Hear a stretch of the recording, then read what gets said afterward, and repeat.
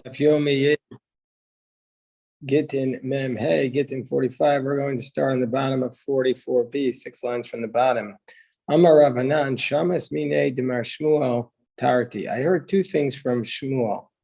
Chada Hach, one is this thing, which is that we learned that if you sell your slave to outside the land of Israel, the slave automatically goes free. And the other thing that we heard is, and also, I mean, it's not exactly clear from the Gemara, but it sounds like it's referring to the phrase that if you sell your slave outside of Israel, he goes free, and he needs a document of emancipation from the second owner. But we'll see, it's not 100% clear. Barash says, so if you sell your slave outside the land of Israel, he goes free.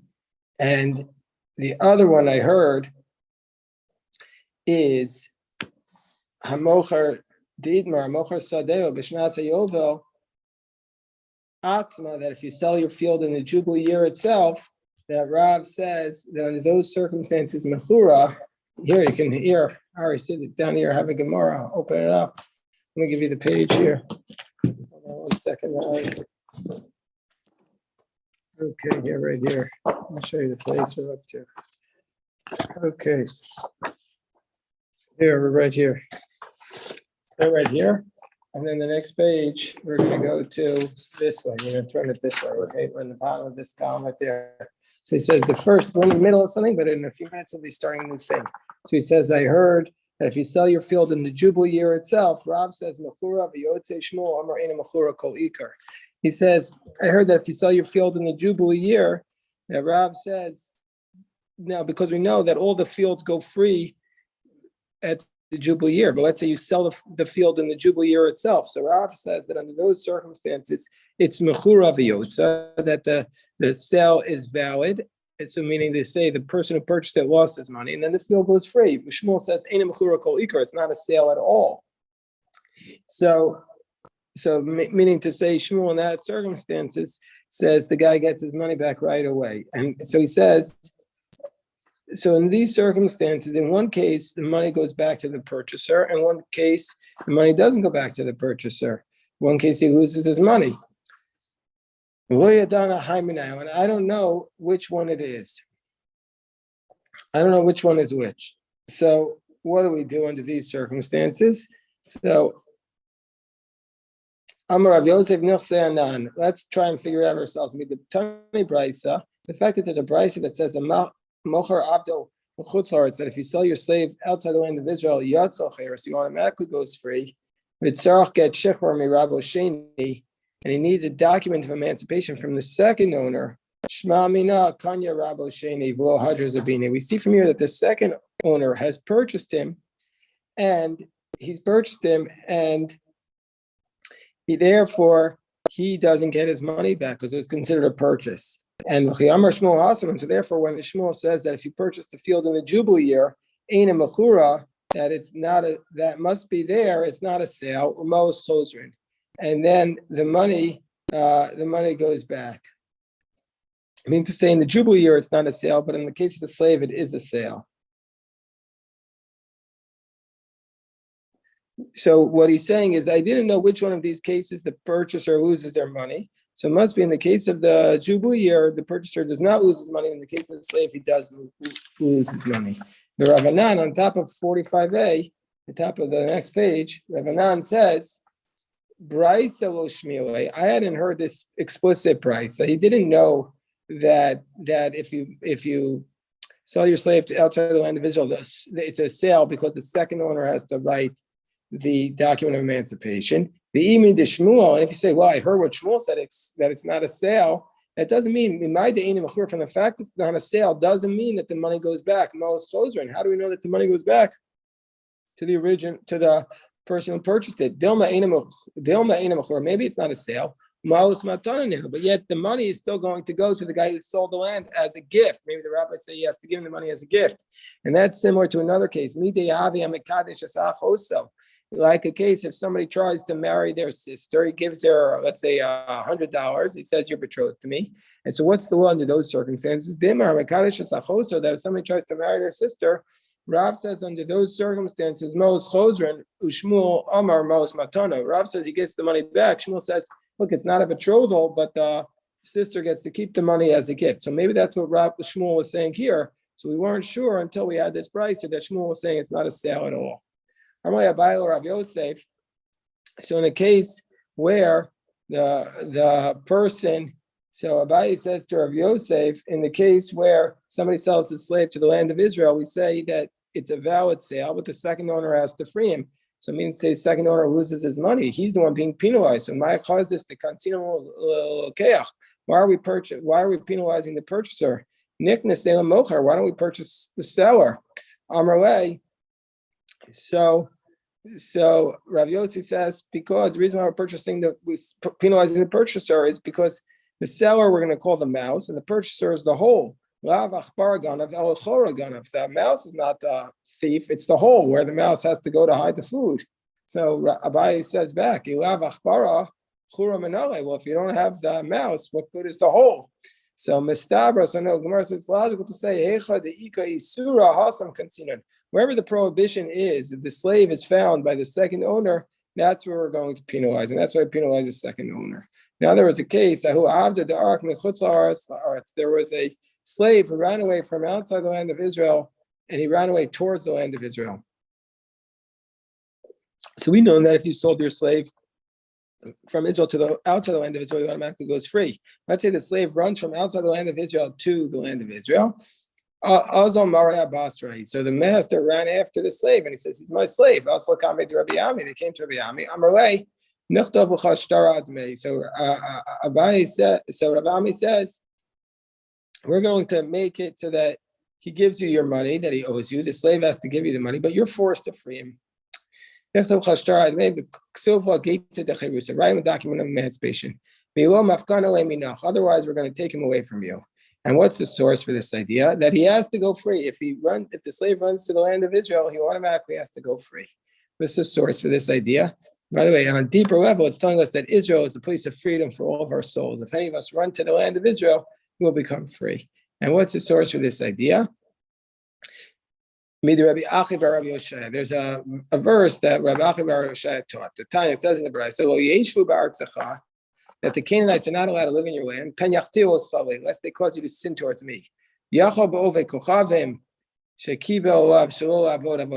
what is this verse referring to? I might think that this refers even to right now it has nothing to do with a slave, it's just an introduction. I might think this refers to an idolater accepted upon himself not to worship idolatry.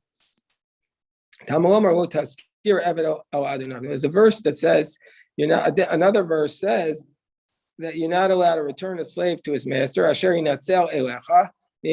he ran to you away from his master. What is the slave who ran away from his master do with you? He's supposed to dwell with you in your land. So, and the Vikashio Rabbi Yoshaya. Why does it say, and it's difficult, why does it say me'ima aviv? Why does it say from his master? It should say from his father's home. That's where he's running away from. Me'ima aviv, by the way.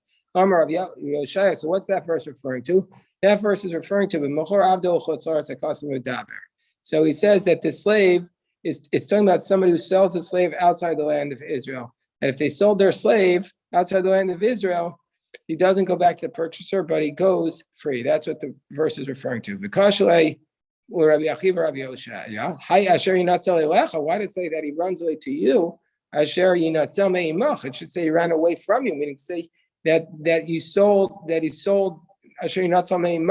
the way, because that this person he separated from you and went outside the land of Israel. That's where he goes free. So what is this verse referring to? He says the first is referring to somebody who ran away from outside the land of Israel to Israel, and that person goes free. We have to free that slave because Israel is the sanctuary. And a different explanation of that verse. What does it mean? Do not return the slave to his master. Rabbi says that this refers to somebody who frees their slave, who purchases a slave, and his intent in the purchase was to free him. That slave has to go free. What's the scenario? It's up to Kasav He writes to him, he writes a contract. When I purchase you, You'll be freed even from this moment. And so therefore he's going to be freed retroactively. So the Gemara says, Rav Chisda, the Gemara tells us a story. Rav Chisda, his slave ran away to the Kutayans. Shalchu hajuni. They said, so they sent back to him, return him to me. Shalchu, they sent back to him. The verse says you're not allowed to return the slave to his master. So he responds to that. And that refers to a slave who ran away from outside of Israel to Israel. I mean, you can return my slave. We're all within either completely in Israel or outside of Israel, but that verse is referring to something else. So Gemara says, why didn't they send him Rebbe's verse that it refers to somebody who contracts to free the slave? Gemara says, Mishum Demashma will cry. No, because that's the literal explanation of the verse. That's more literal. And the Kutim adopted the literal reading. Abaye Yerkas Lechamra. Abaye lost a donkey, Beikutai, and the donkey went to the Kutians. So he sent to them a message. Shadru Ali, send me my donkey back. Shochule, Shalch Simana. They said, give us a signal or a sign that this is your donkey. So he sent back to them. Shalchu the chivra crazy. He said it's got a white belly. Shalchu you have the Nachmaniat. We already learned that Abaye's name was really Nachmani. So he says, or maybe Nachmani was a nickname, or Abaye was a nickname because he didn't want to call him by his father. Rav Nachman didn't want to call him by his father's name, so he called him Abaye. So that was one explanation in the Rashi. The other explanation is that he called him Nachmani because it was named for his father. But anyway, he says if you weren't Abaye, we wouldn't return the donkey to you, the Kutin said, but because your Abaye will return it, but your simon is not a good simon. All donkeys have white bellies. It's not a good simon. Okay, the next Mishnah has unfortunately been relevant way too many times in our Jewish history. Very, very sad Mishnah. And which comes to shove, it's very, very hard to enforce. You're not allowed to redeem a captive for more than their value. And they tikkun olam because it's going to cause problems. If you have to pay more to redeem this captive, it's going to cause major problems for future captives. We'll see why. And not only that, you don't allow the captives to escape because of a tikkun olam, because then it'll be painful for other captives. Rashbag says it'll be painful for the captives who are already there. The Gemara asks, why can't you pay more for the captives? Are we concerned about Mishum Ducha de Siburahu? Are we concerned that it's going to be too hard for the community to raise money above the value to redeem these captives? Or we don't want to encourage them to raise more, to capture more captives, that they'll see it's a lucrative business. So we have a case that Levi redeemed his daughter for 13,000 gold coins. So we see from here that if a person was taken upon himself personally, it's okay. The Gemara says, no. How do we know he acted with the will of with the accordance of the rabbis? Maybe he just did it on his own. So it's not a proof. It's not a proof of what the tikkun olam is. And of course, this is a real question. When Rahman al-San, there were Jewish soldiers captured, Gilad Shalit. Can you pay above the ransom? And we see from here that when push comes to shove, who's going to tell Levi Bar Darga not to do it when he needs to release his daughter? You don't help the captives escape. Rashbag says, so what's the difference? There's only one prisoner there, he's the only one. Can you help him escape? If you say, well, in the future they're gonna torture the captives, then you can't do it. But if you're going to say that this will allow that it's because we're worried they're going to torture the captives that are already there, well, there's only one, so that you could help them escape. The Gemara tells a very strange Agadatah. I'm going to do a little 1-minute video about it afterwards, but we'll explain a little bit more about it. But Bante de Rav Nachman, Bachshan Kedei Rabbi Yadai. Rav Nachman's daughters they were able to stir the boiling hot water with their hands. Rav Elish was bothered by this because it would seem to be a sign that they were miraculous, that they were righteous women. But it says in Koheles, Adam echad me'af matzasi ve'isha b'chol elu matzasi. It says, I never found a righteous woman. By the way, the Gemara has other stories of righteous women. So Mar Ukva's wife, and we have other righteous women, but still, this is what Rav Elish was saying. So the Gemara says, so he said, Vayika Bante de Rav Nachman. Now we have the daughters of Rav Nachman. So Garmu Milsa v'ishtabai and v'ishtabai iu nami badayu. So something happened, and he was captured, and they were captured. So one day, while he's in captivity, Rav Elish, he's with a man who speaks the language of the birds. Also, Orva v'kakarle, the raven came and was talking to him. Amar Micah Amar. So he says to this guy who knows the birds, Rav Elish says, what's the raven saying? Amar Elish barach, Elish barach. He's telling you to run away. He's saying, Elish, run away, Elish, run away. He says, no, Amar Orva shikro. Maybe the raven's a liar. I don't believe him. I'm not going to rely upon him. In the meantime, a dove came, Kakari, and the dove was speaking to him. Amar Micah Amra. He says, what's the dove saying? Amar Elish barach, Elish barach, Elish, run away, Elish, run away. Amar Knesset Yisrael Yona Matil. He says, okay, I'm going to believe a dove because Jewish people are compared to a dove. Shema mina misrachet shlinisa. He says, we see from here that a miracle will happen to me, I should run away. Amar Ezel Achsei Bante de Rav Nachman. He says, let me go see the daughters of Rav Nachman. If they're really being faithful, I'll bring them back. Amar Nache Kol Mili de Islu Sadron Hadadi Bebeis Akisa. He says, women, whenever they have something to say, they say it to each other in the toilet. Shaminu de Ka'amra, and he heard them saying, Ade Govrin Vinar Dai Govrin. He says, I hear them saying that. Hold on one second. You hear them saying that these men are men and our men are men. Like, what's the difference? Let's tell our captives to run away from here. Because we don't want the people to hear, we don't want our men to hear and come redeem us, meaning to say that these daughters of Rav Nachman were actually not good. So come Arak. So Rav Elish got up and he ran away. So this guy came with him. For him,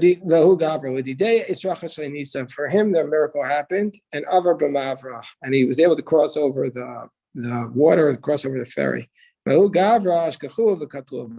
this other man, they caught him and they killed him. When he came back, and then the Rav Nachman's daughters came back. He said, yeah, they were able to stir the pot with their hands, but it wasn't because they were righteous. It's just because they were magical. They used black magic. But Rav Chaim Shmulevitz says, citing from earlier sources, he says, Rav Elish actually knew the language of the birds. So what's the reason why? What's the reason then why he needed? What's the reason why he needed to ask this guy to speak for him? He says because he didn't trust himself. He said he hears the birds telling him, the animals telling him what he wants to hear. He wanted to make sure it was really an accurate reflection.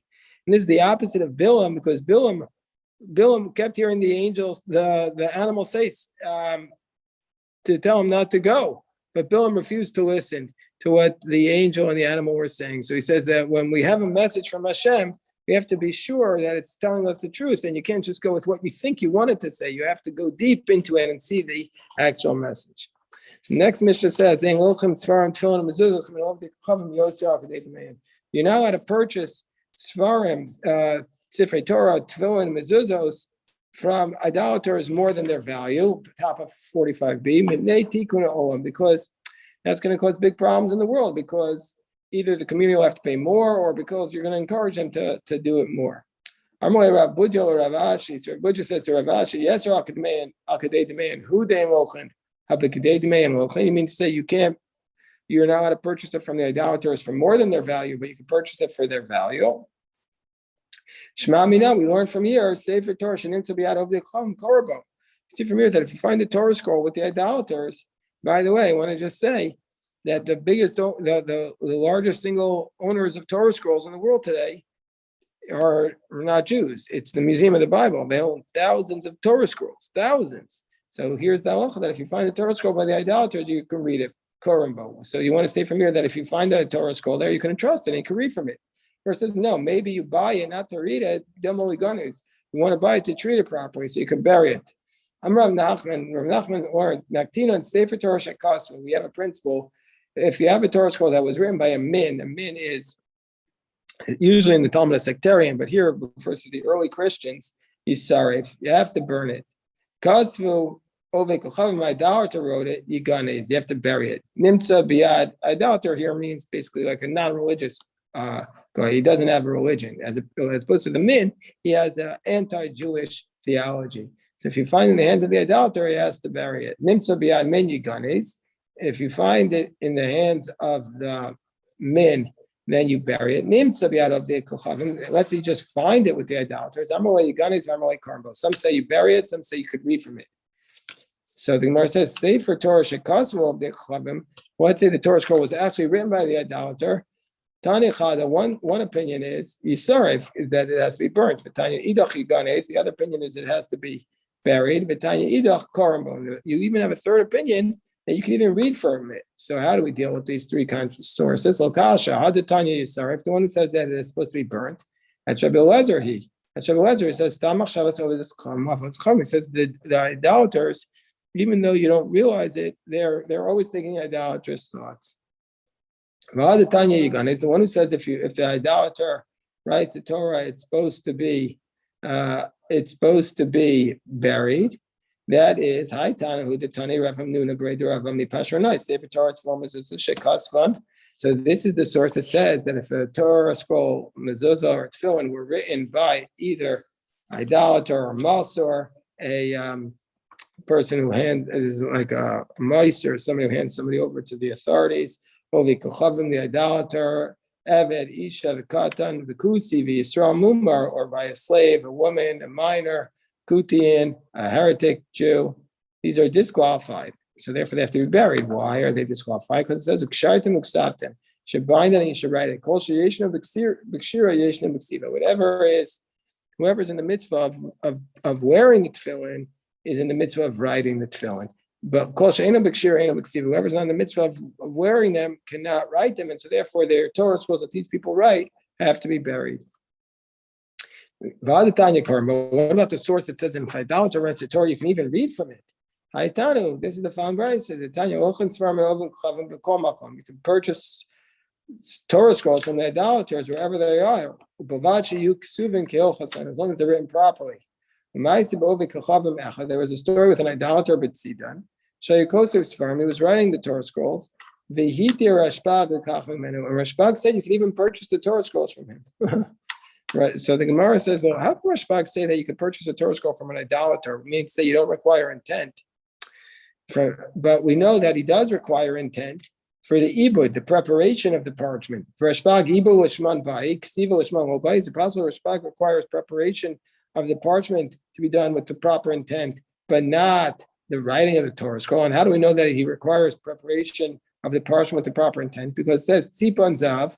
Let's say you cover the tefillin with gold, or behema tameh, or let's say what you use for the batim, what you use for the boxes of the tefillin were the from a non-kosher animal, psuos. Then this is going to be then these tefillin are disqualified. But if you made it from behema Torah ksheros, but let's say you made it from kosher animal, alpha pishol idan lishman, and if you made it from a kosher animal, the batim, even though you didn't do lishma, then Rabbi Shimon Gamliel says, then it's going to be kosher. So if you make it from or behema kshera, if you make it from or behema tahora, it's kosher, even though it wasn't done lishma with the right intent. Whereas Rabbi Shimon Gamliel says, no, Rabbi Shimon Gamliel says, I feel or behema tahora psul is actually ibdal lishma. Shimon Gamliel says even from a kosher animal, the parchment has to be prepared with l'shem mitzvahs tefillin or l'shem mitzvahs mezuzah or l'shem mitzvahs sefer Torah.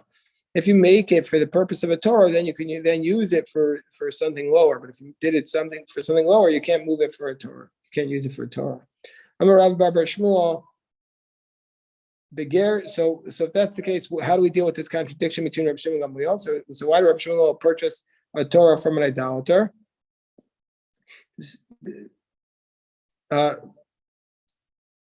So the Gemara. So his answer is So Amar Rav Bar Shmuel, Beger Shechazar L'Suro. It was a convert who was originally he had converted to Judaism, and now he knew he had to write the Torah Lishma, and now he's gone back to his bad path. L'Suro Kolsh came that way, man. Well, if he went back to his bad path, for sure he wrote it the wrong way. No, Amar Avashi Shechazar L'Shuma Mishum Yira. No, he didn't want to leave Judaism, and they were threatening to kill him. So it shows. So he left because he wanted to save his life, but it shows that his intent was actually good in writing the Torah. That's where Shmuel Gamliel bought the Torah from him. Tana Rabbanan Malam B'Demeyan Ad Kedei Tarpik. So you can go up to purchase it. The Sefer Torah Tefillin Mezuzos. If you're purchasing it to save it from the idolaters, you can purchase it for a tarpik. My tarpik. What is that? Amar Sheshes is stira. It's a coin, a small amount, very small amount. Rashi says it's a 1/8 of a sel medina, basically a half a dinar. A very small amount. So, but now the Gemara is a subversive story because Ahita Yisa the Isi Chayasa the Tefillah Lakame. There was once a woman, an Arab woman. She brought a bag of tefillin Lakame Dabai. She brought a bag of tefillin. She found tefillin and she wants to sell them to Abai. So Abai says, Amar Allah. He says to her, Yavasli Reish Betamri. He says to her, I'll buy your bag of tefillin for some dates. Give me reish, the tefillin shal rosh, tefillin shal yad. Give me the tefillin for a bag of dates, very small amount. Imalia zihira and shakla and shadatinu benara. She took it. She became so filled with poison. She was so angry. She was so upset that she took this whole bag of tefillin and she threw it in the river. So Abai realized that he shouldn't have offered so little. That caused her to react and to throw it out. Said, I never should have done this. I never should have been so disrespectful to do that. So, hold on, we'll continue. We'll do the next Mishnah, but let me just stop the recording.